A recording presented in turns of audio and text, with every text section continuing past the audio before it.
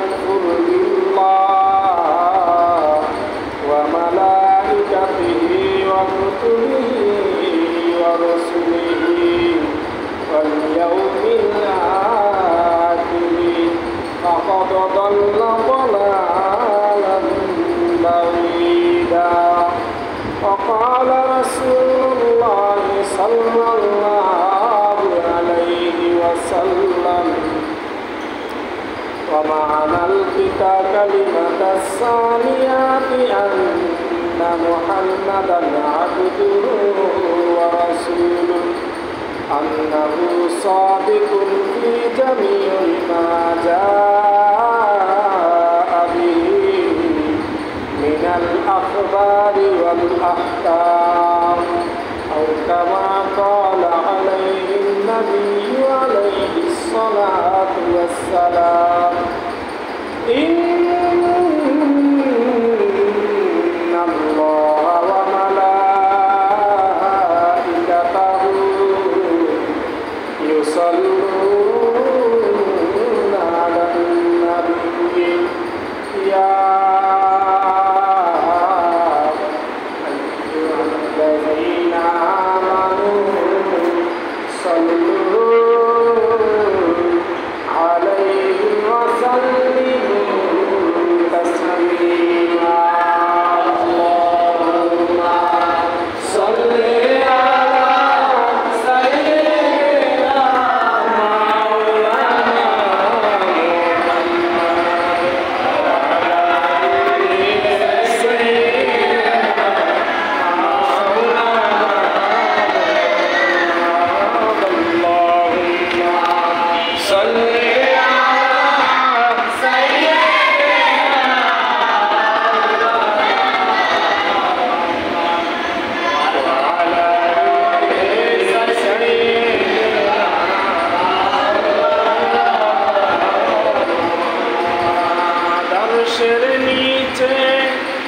সিজদায় পড়ে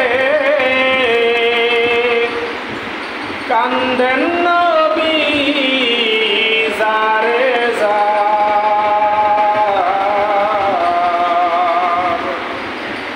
মাফ করিয়া দেন গো মাওলা উম্মত আমার গুনাহগার। আল্লাহুম্মা সাল্লি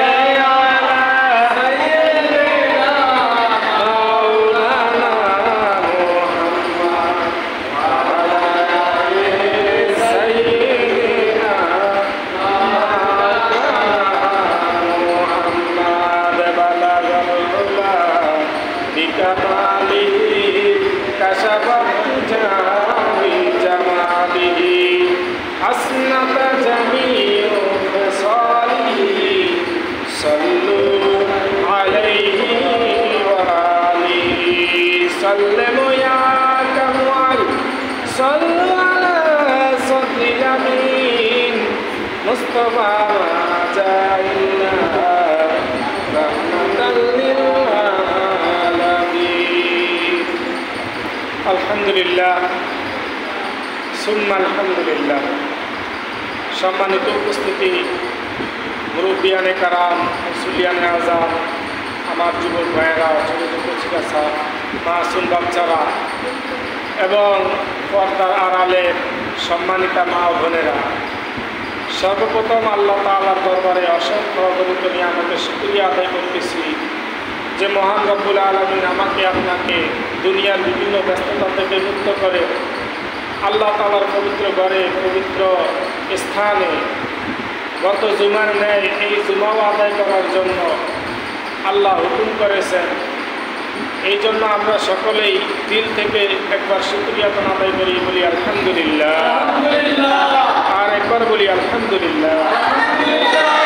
সম্মানিত হাজিরিন, আজকে আমার বিষয়বস্তু আকীদা দুরুস্ত, অর্থাৎ আকীদা সম্পর্কে কিছু আলোচনা।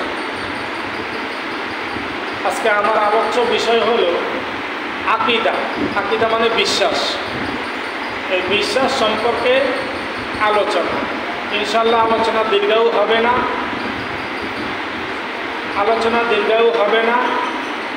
পুঙ্খানুভাবে কিছু কথা বলবো, আমরা দিনের কানে শুনবো এবং আমলের নিয়তে শুনবো। বয়ান তো বড় বড় ওলামায়ে কেরামরা করবে, ওয়াজ নসিহত করবে, বিভিন্ন মাহফিলে প্যান্ডেলে হবে, কিন্তু জুমার দিন বিশেষ কিছু আলোচনা যেগুলো না করলেই নয়, যা মানুষকে একটু ইবাদতের দিকে ধাবিত করার জন্য আশা আকাঙ্ক্ষা গড়ে তোলার উদ্দেশ্য করেই কিছু আলোচনা করা। সম্মানিত ভাইয়েরা আমার, আকীদা, এই আকীদা সম্পর্কে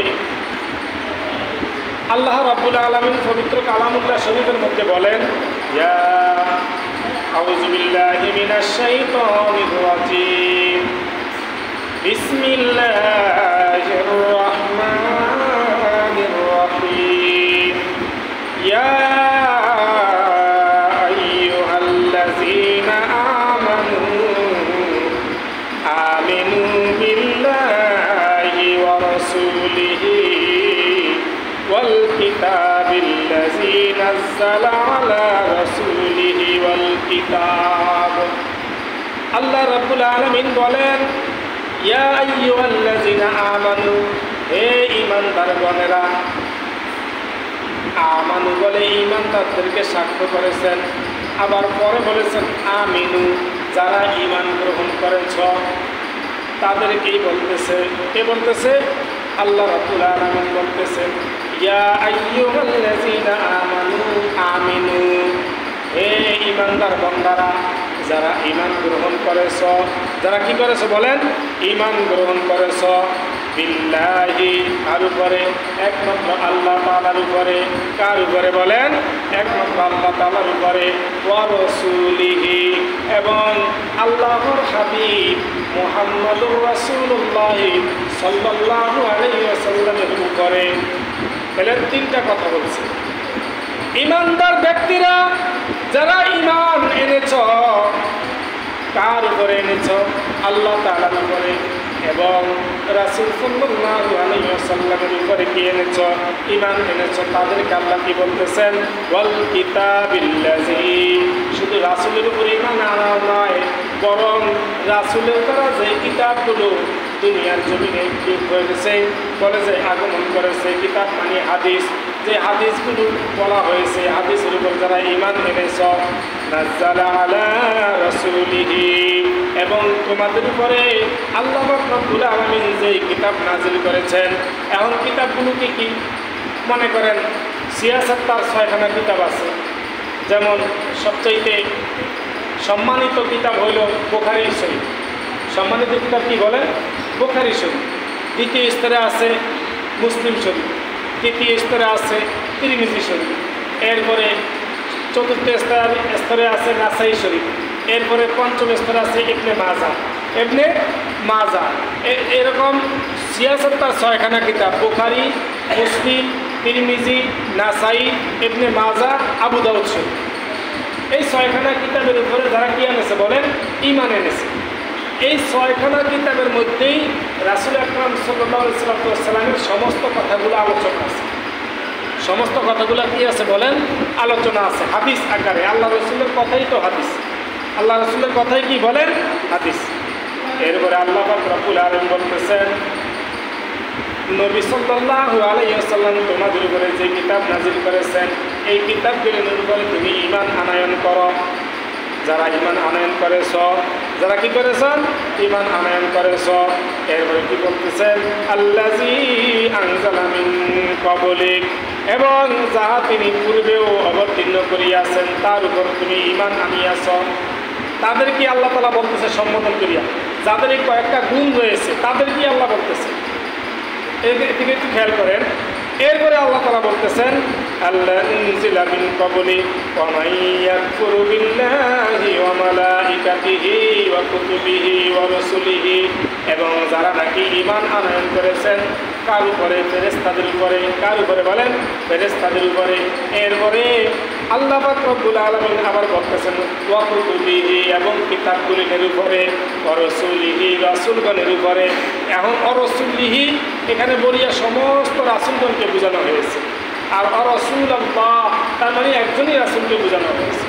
এরপরে আল্লাহ বলতেছেন ওয়াল ইয়াউমিল আখির, এবং পরকালের দিবসের উপরে যারা ঈমান এনেছ, যারা পরকালের দিবসে অর্থাৎ মৃত্যুর পর যে একটা পরকালের জীবন রয়েছে, ওই জীবনটার উপরে যারা ঈমান এনেছ,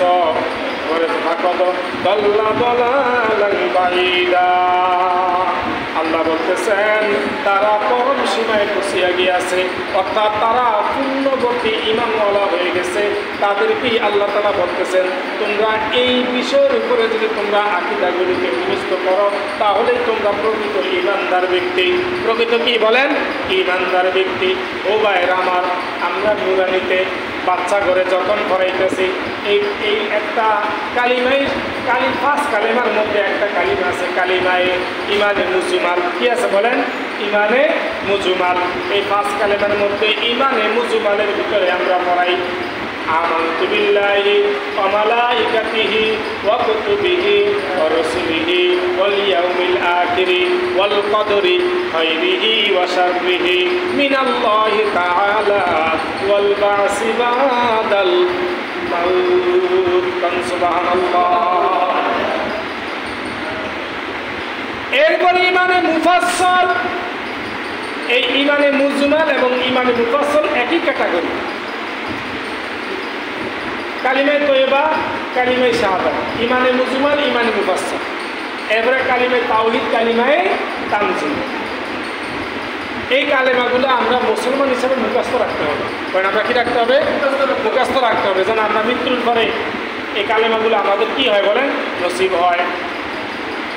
ও ভাইয়েরা আমার, আল্লাহ রাসূল সাল্লাল্লাহু আলাইহি সাল্লাম যখনই কোনো সময় মুনাজাত করতেন, দোয়া করতেন, তখনই রাসূল সাল্লাল্লাহু আলাইহি সাল্লামের প্রতিটা দোয়ার মধ্যে একটা দোয়া সবসময় থাকতো, আর একটা দোয়া সার্বক্ষণিক আল্লাহ রাসূল করতেন। কি করতেন? দোয়াটা প্রথম পর্যায়ে বলতেন আল্লাহুম্মা, হে আমার রব, হে আমার রব, বলতেছে হে আমার রব, আপনি আমাকে মৃত্যুর যন্ত্রণা থেকে আপনি আমাকে রেহাই দেন। এই কথা বলার কারণ কি? আল্লাহ রাসূল সাল্লাল্লাহু আলাইহি ওয়াসাল্লাম জানে যে মৃত্যুর যন্ত্রণাটা যে কত বড় কঠিন, কত বড় কঠিন। এইটা মৃত্যু না হওয়া পর্যন্ত কোনো মানুষ বুঝবে না। ও ভাইরা আমার, এই জন্য 5টা কালেমা, এই কালেমাটাকে আপনারা যেভাবে হোক, যে কোনো পর্যায়ে হোক মুখস্থ করে ফেলবেন। আপনি মুসলমানের ঘরে জন্ম হওয়ার কারণে হলেও আপনার এটা মুখস্থ করতেই হবে। এই জন্য ভাইরা আমার, আল্লাহ পাক রব্বুল আলামিন আকীদা সম্পর্কে বলেছেন এই বিষয়গুলির উপরে তোমরা ঈমান আনো। তোমরা কি আনো? বড় ঈমান আনো। আল্লাহ রাব্বুল আলামিন সূরা আসরের ভিতরে বলতেছেন ওয়াল আসরি, সমস্ত মানুষ সময়ের কসম দিয়ে আল্লাহ তাআলা বলতেছেন ইন্নাল ইনসানা লাফি খুসরি, বলে যে নিশ্চয়ই মানুষগুলো ধ্বংসের মধ্যে আছে, নিশ্চয়ই মানুষগুলো সমস্যার মধ্যে রয়েছে এবং ধ্বংসপ্রাপ্তদের মধ্যে রয়েছে। ইল্লাল্লাযিনা, ইল্লা মানে না, লাযিনা তারা, আমানু যারা ঈমান আনছে, ওয়া আমিলুস সলিহাত যারা নেক আমল করছে, ওয়া তাওয়া যারা নাকি সওবিস সবর যারা সবর করছে, ওয়া তাওয়া যারা নাকি সৌবিল হক এবং যারা হক পথে চলছে, ওয়াতাওয়া সৌবিল হাক্কি ওয়াতাওয়া সৌবিস সবর, যারা হক পথে চলছে, যারা সবর করছে, তারা কিন্তু ধ্বংসের মধ্যে না। তাহলে এই আয়াতের দ্বারা কি বোঝা গেল? আল্লাহ পাক রব্বুল আলামিন এতটুকু বুঝাইতে চাইছে যে দুনিয়ার সমস্ত মানুষগুলো ধ্বংসপ্রাপ্তর মধ্যে রয়েছে, কিন্তু ওই সমস্ত মানুষগুলো ধ্বংসের মধ্যে না। যে সমস্ত মানুষগুলো কি করেছে? বলে যে ঈমান আনছে, আকীদা দুরুস্ত করছে, আকীদাকে তারা কি করছে? সময় সহায়তা করছে এবং হক পথে চলছে, আর বিপদ আপদ যখনই আসছে তখন কি করছে? ধৈর্য ধারণ করছে। তারা কখনোই ধ্বংসপ্রাপ্তের মধ্যে না। তারা কখনোই কিনা বলেন? ধ্বংসপ্রাপ্তের মধ্যে না। ও ভাইয়েরা আমার, আজকে আমরা যারা মুমিন মুমিনাত রয়েছে, আজকে আমরা নিজেকে নিজে একটু প্রশ্ন করে দেখি যে আমি দুনিয়ার জমিনে যে চলাচল করতেছি, আমি কি কাজ করতেছি? আল্লাহ পাক রব্বুল আলামিন এত নাজ নিয়ামত আমি বর্তন করতেছি, আল্লাহর জন্য আমি কি কাজ করতেছি? আল্লাহ যে আমাকে এত সুন্দর করে ঘুম করাইতে আছে, কিন্তু আমি আল্লাহর জন্য ঘুম থেকে উঠে কি করলাম? ভাইয়েরা আমার, এমন বহুত লোক আছে 10 টিকা 13 টিকা দামের ঘুমের ওষুধ খাওয়ার পরও ঘুম আসে না। আছে না নাই বলেন? ঘুম আসে না, ঘুম আসে না, সারা রাত শুধু সফর করতেছে, ঘুম আসে না। ও ভাইয়ের আমার, আল্লাহ পাক রব্বুল আলামিন আপনাকে যে এত সুন্দর একটা নাজ নিয়ামতের মধ্যে রেখেছে ঘুম, বলে যে এই ঘুমের মধ্যে আপনি সকালবেলা ঘুম থেকে ওঠার পরে আল্লাহ তাআলার কি আয়োজন করলেন, আল্লাহর জন্য কি করলেন। ভাইয়ের আমার, এমনই মুসলমান আমরা হইলাম, ঘুম থেকে ওঠার পরে দোয়াটা আমরা করার সুযোগ পাই না। ভাইয়ের আমার, যারা মুমিন ব্যক্তি তারা অবশ্যই ঘুম থেকে ওঠার পরে আলহামদুলিল্লাহিল্লাযী আহিয়ানা বাদামা আমাতানা ওয়া ইলাইহিন নুশুর। ভাইয়েরা আমার, যারা ইমানদার ব্যক্তি, যারা আল্লাহর জন্য কিছু করার ইচ্ছে রয়েছে, আল্লাহর গোলামি করার জন্য যারা পায়তারি করতেছে, তারাই কিন্তু এই দোয়াটা সবসময় করে।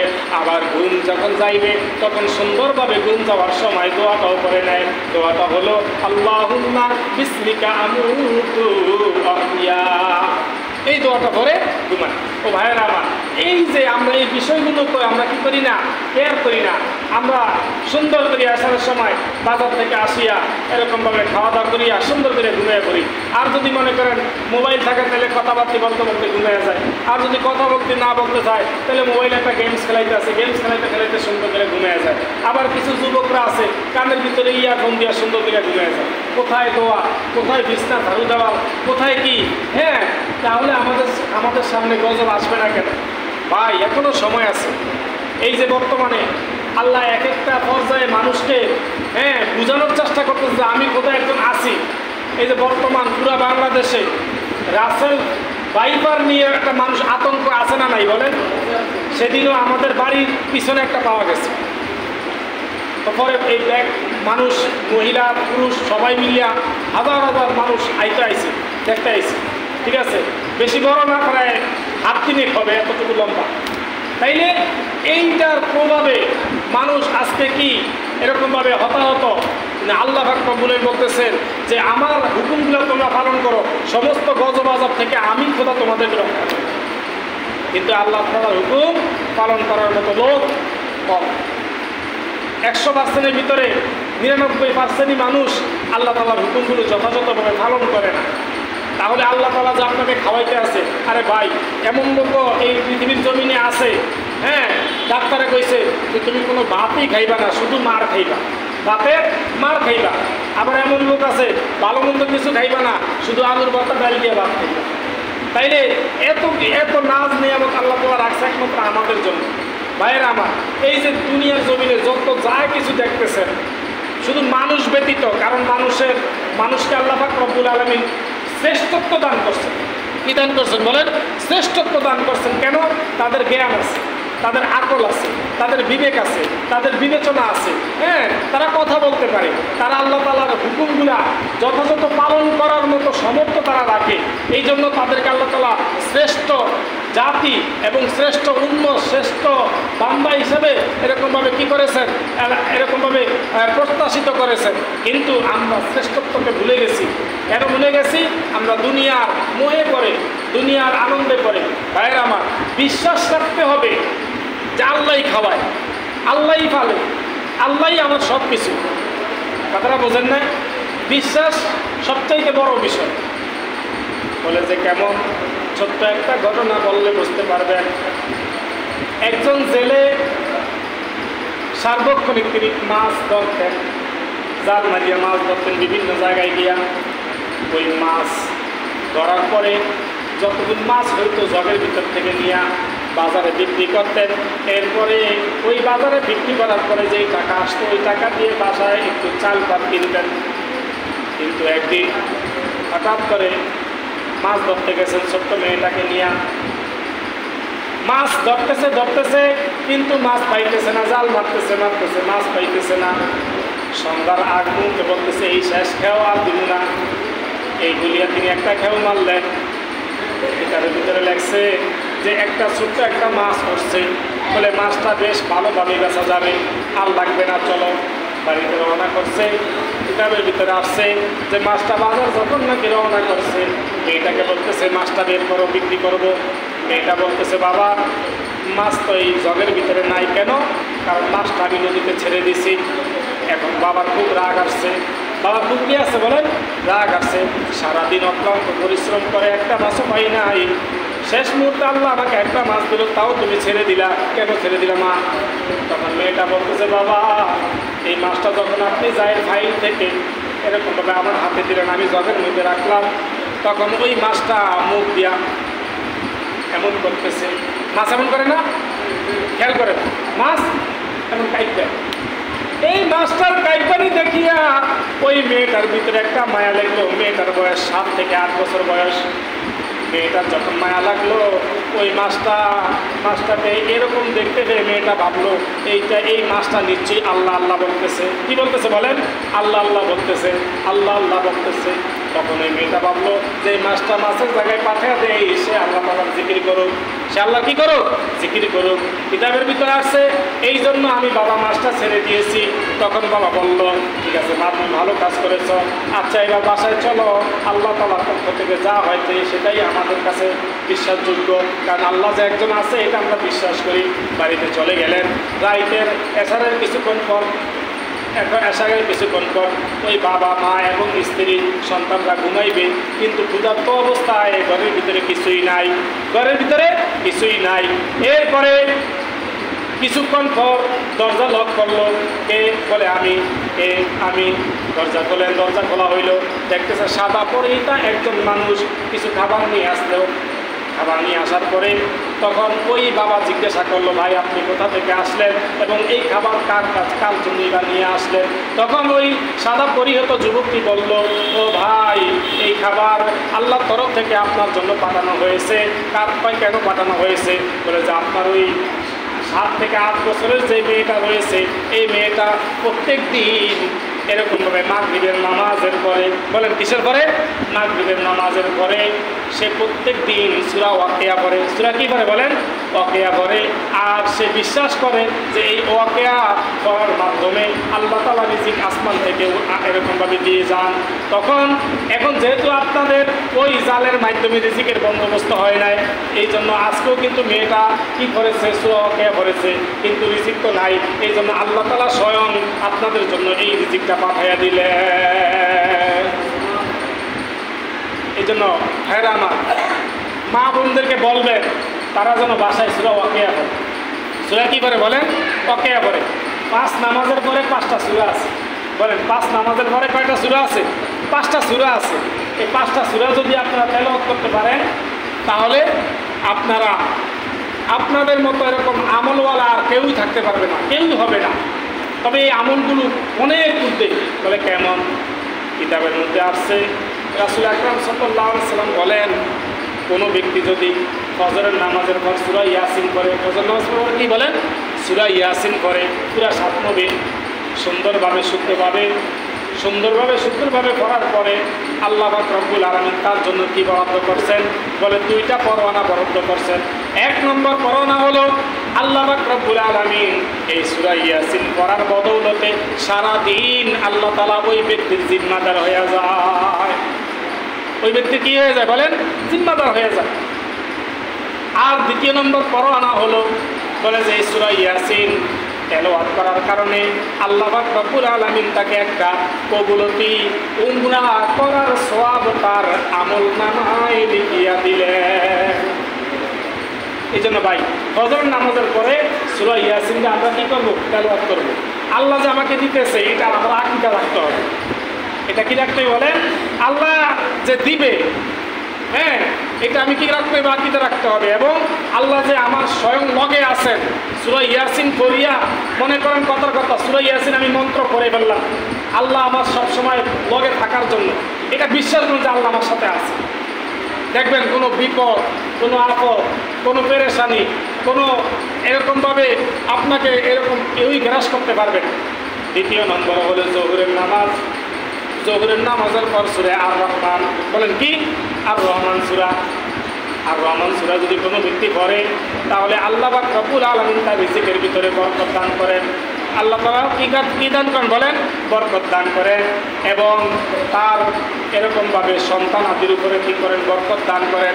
সন্তানাদির উপরে আসা যত বালা মুসিবত আছে, এই সূরা রহমান পড়ার কারণে আল্লাহ তাআলা সকল প্রকার বালা মুসিবত দূর করে দেন। এরপরে 3 দ্বিতীয় নম্বর ওয়াক্ত হইল আসরের নামাজ। আসরের নামাজে সূরা দিগান তাবার আম্মা ইয়াতাসাআলুন অর্থাৎ সূরা নাবা 30 পারায় রয়েছে।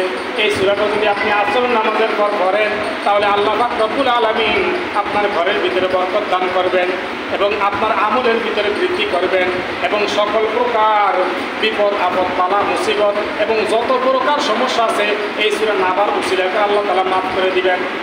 এরপরে চতুর্থ নাম্বার অর্থ হইল মাগরিব। এই মাগরিবের কোনো ব্যক্তি যদি সূরা ওয়াকিয়া পড়ে তাহলে সে কখনো অক্ষুধার্ত থাকবে না। আল্লাহ তাআলা অবশ্যই তার রিজিকের ব্যবস্থা করবেন। এরপরে পঞ্চম নাম্বার অর্থ হইল এশার নামাজ। বলে এশারের নামাজের সময় কোনো ব্যক্তি যদি সূরা তাবারাকাল্লাযী পড়ে, সূরা মুলুক, এই সূরাটা কোনো ব্যক্তি 29 পারায় রয়েছে, এই সূরাটা যদি কোনো ব্যক্তি করে তাহলে আল্লাহ পাক রব্বুল আলামিন তার সারা রাত্রের জিম্মাদার হয়ে গিয়ে এবং এরকমভাবে আল্লাহ পাক রব্বুল আলামিন এই রাত্রে যদি ওই ব্যক্তি যদি মারা যায় তাহলে কিতাবের মধ্যে আছে সেই ওই সূরা মুলুক পড়ার কারণে আল্লাহ তাআলা তাকে শহীদদের মর্তবা দিয়া হাসরের ময়দানে ওই শহীদদের কাতারে দাঁড় করাইয়া দিবে। এই জন্য ভাইরা আমার এই 5টা সূরা আমরা 5 ওয়াক্তে ইনশাআল্লাহ পড়ার জন্য নিয়ত রাখতে পারি না ইনশাআল্লাহ। আল্লাহ আমাদেরকে তৌফিক দান করে বলেন আমিন। আমরা পুরুষরা যারা রয়েছি আমরা তো বিভিন্ন কাজে কামে ব্যস্ততায় থাকি, তাইলে আমরা যদি পড়তে পারি তো আলহামদুলিল্লাহ ভালো, না পড়তে পারলে অন্তত আপনার মা, আপনার যেই বাসার যেই স্ত্রী রয়েছে, আপনার মেয়ে রয়েছে, আপনার মা রয়েছে, ভাবি রয়েছে ইত্যাদি যারা রয়েছে, খালা মামি চাচি, এদেরকে আজকে সংবাদ দিয়ে দিবেন যে আজকে জুমার বয়ানে এই একটা আমলই লয়ে যাক যে 5 ওয়াক্ত নামাজের সময় 5টা সূরা তেলাওয়াত করার জন্য বলা হয়েছে। ইনশাল্লাহ বলবেন না? বাড়ি এই মসজিদে যা শুনবেন তা কিন্তু বাড়িতে গিয়ে কী করবেন বলেন, মুজাকারা করবেন। এতে করে কি হবে, আপনার এলেমের ভিতরে তরাক্কি হবে, আরও বাড়বে, আরও কি বলেন বাড়বে। এই জন্য আমরা এই আমলগুলো করার বেশি বেশি চেষ্টা করব এবং আকীদা ঠিক রাখবো যে আল্লাহ অবশ্যই আমাকে দিবে, আল্লাহ অবশ্যই আমাকে দিবে। এই জন্য ভাইয়েরা আমার, সময়ে কখনো মানুষের জন্য বসে থাকে না, সময় কিন্তু যে কোনো মুহূর্তে চলে যায়, আপনার আমার যে কোনো মানুষের। কিন্তু সময় থাকতে সময়ের কদর করেন, সময় থাকতে সময়ের কি করেন বলেন, কদর করেন। আপনার আমার মতো ভাই, আপনি যদি বিশ্বাস না করেন, এই যে লাশবাহী যে ফ্রিজিং গাড়িগুলি আছে না, চিনেন নাকি? লাশবাহী যে ফ্রিজিং গাড়িগুলো যেগুলা ঢাকা থেকে বিভিন্ন জায়গা থেকে যে লাশ আনা নেওয়া করতেছে, ওই ড্রাইভারকে একদিন জিজ্ঞাসা করেন গোপনে, ভাই আপনার এই গাড়ি দিয়ে অন্য কোনো যাত্রী নেন, তখন সে কি বলবে যে কোনো ভাড়া টানে, লাশ ছাড়া কোনো কেউ টানবে বলেন? লাশ ছাড়া ওই গাড়ি থেকে কাউকে টানবে না। বলেন যে ভাই আপনার এই গাড়িতে কতজন লাশ হচ্ছে, সে বলতে পারবে না। অগণিত অগণিত অগণিত লাশ সেই টানছে, সেই টানছে। কারণ এই গাড়িগুলিতে কোনো টোল দেওয়া হয় না, এগুলো বিভিন্ন জায়গা থেকে আসে, এটা এই গাড়িগুলোর বৈশিষ্ট্য অন্যরকম। যাই হোক, এই জন্য ভাইয়েরা আমার, আপনার আমার মতন বহুত লাশ ওই গাড়িতে উঠতে এক জায়গা থেকে আরেক জায়গায় আসে, যায়, নিয়ে আসে। আমার আপনারও তো হতে পারে। এই জন্য সময় থাকতেই সময়ের কদর করে আল্লাহ হুকুমগুলো যথাযথভাবে পালন করা যায় না ইনশাআল্লাহ। আজকে থেকে 1 ওয়াক্ত নামাজও বাদ দিবেন না, এরকম কে কে আছেন একটু হাত তোলেন তো ইনশাআল্লাহ, যে আজকে থেকে 1 ওয়াক্ত নামাজও বাদ দিব না। একটু হাত ওঠান, আমি দোয়া করে দেই। বলেন, হে আল্লাহ আমাদের সবাইকে 5 ওয়াক্ত নামাজ তাকবীরুল্লাহ শহীদ আদায় করার তৌফিক দান করুন, আমিন। আপনারা যে দোয়াটা করলাম এইটা রেকর্ডিং করে রাখছে কে বলেন? আল্লাহ। আল্লাহর ফেরেশতারা লিখে রাখছে। আল্লাহর ফেরেশতারা কি রাখছে বলেন? লিখে রাখছে। মসজিদে বসেও যদি আপনি এই ওয়াদা ভঙ্গ করেন তাহলে আপনি কি যে একটা অপরাধী সাব্যস্ত হবেন এটা আপনি নিজেই ভালো করে জানেন। এই জন্য আল্লাহ আমাদের তৌফিক দান করে বলেন আমিন। ওয়া আখিরু দাওয়ানা আলহামদুলিল্লাহি রাব্বিল আলামিন। যারা সুন্নাত করি নাই এরা সাইডে সুন্নাত নামাজ করেন ইনশাআল্লাহ।